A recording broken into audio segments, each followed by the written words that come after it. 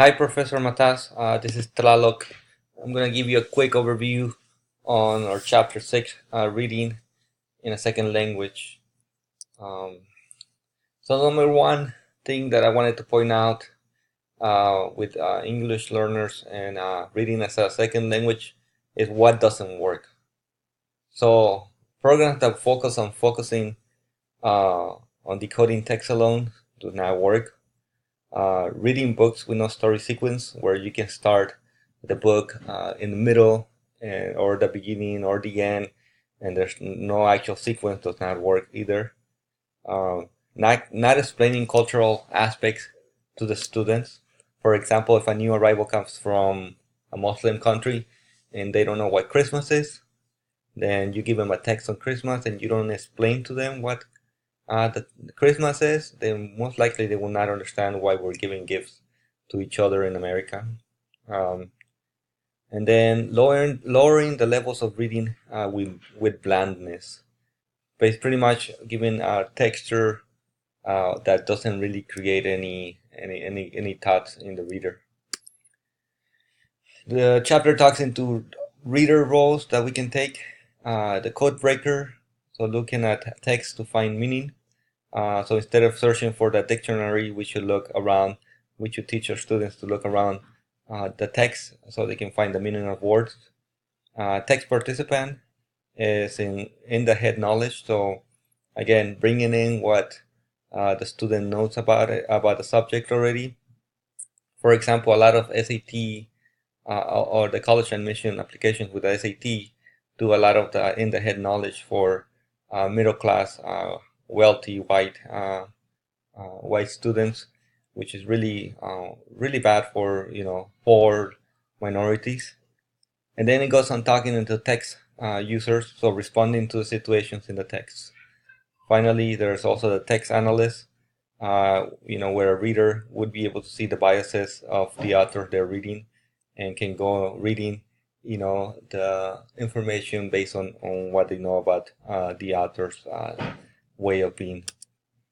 So how do we prepare to read with English learners?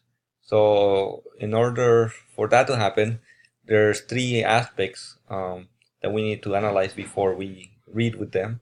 It's that before the reading activities, during the reading activities, and after reading activities. So before reading activities is with the students, we can use. It's important for getting them hooked. So one of the things we can do is predicting visuals on the reading. The book talks about an article or a book talking about earthquakes and showing a picture of that earthquake, and then having the students engage with that picture can be a good way to get them active into what they're going to read. Predicting main ideas, story and reading the story in their mother language is good, and asking reader questions. During the reading activities, this is mostly where the teacher can model a lot of aspects of reading. There's the pause and predict, where the teacher can model that. There's shadow readings, where everybody's reading at the same time. We can show them skimming and scanning, and rereading for detail is what happens at the end. And then there's other activities that can be done.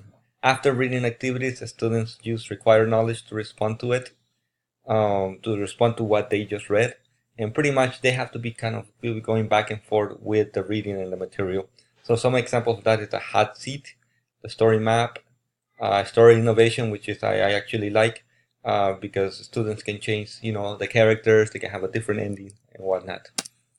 And then the chapter talks about phonics and how students become code breakers. English has 44 phoneme, and the key that to new English learners is that they shouldn't be expected to sound out the words before they meet them.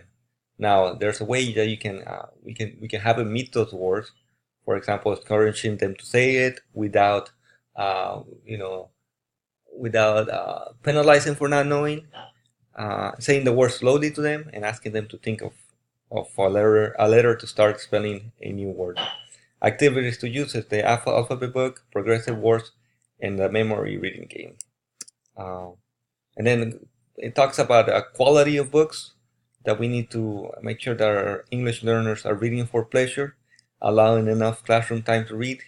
And then for beginners, Beginner books, we want books to be repetitive in language, repetitive in events, universal themes, good illustrations, clear print, represent good and authentic models of language, and content of language that should be a bridge to English learners, and again, engaging content.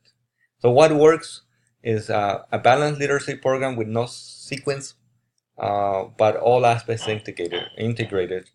So policy, sometimes policy has been focused on like compartmentalizing literacy, where they say, okay, we're just going to focus on this, on having them memorize words, or we're just going to focus on having them summarize. But it really should be everything integrated. And then activities before, during, and after reading that the teacher needs to do. And finally, quality books, so texts that bring the reader to the next level. Thank you.